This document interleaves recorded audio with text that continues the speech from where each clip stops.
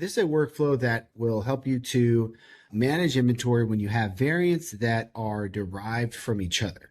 So this is a paper roll and it's a big old piece of paper. And so the jumbo size is going to be the biggest size that you're actually keeping in stock. And then all of these other sizes are cut from that main size.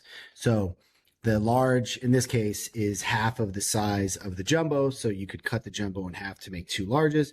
The medium is half the size of the large. So you can cut the large in half to make two mediums. And then, so basically your inventory is always default state is like 0 for all of these smaller sizes. And if you get an order come in for one of those sizes, you grab any available inventory for the parent, like I'm calling this the parent, so medium is the parent of small.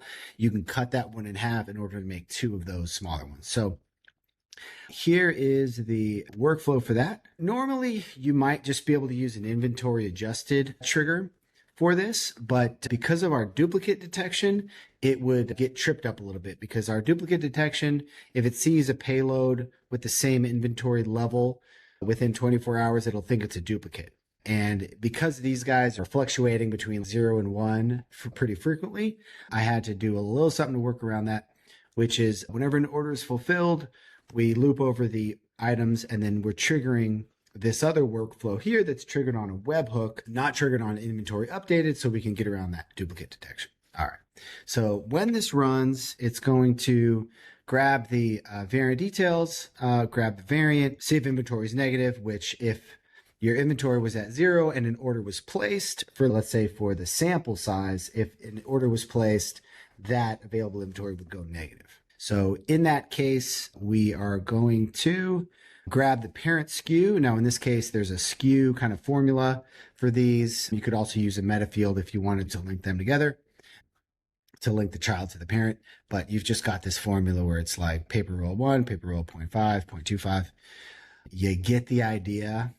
So we're grabbing the parent SKU and then we're going to adjust the inventory of the item by 2. We're adding 2 to the item that was ordered, and we're removing 1 from the parent, right? Because the parent cut in half makes 2 of the child.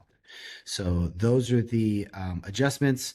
And then we're running this workflow again on the parent so that, for example, let's say that a better example is if these were zeros and somebody ordered a small, it would need to borrow 1 from the medium, but the medium would go negative and then the medium would need to borrow 1 from the large. So it'll recursively go through the different sizes there and run them. So that's how it works. And you can download this on the automation demos section of the blog. You can see that there, and you can download those 2 workflows to play around with that.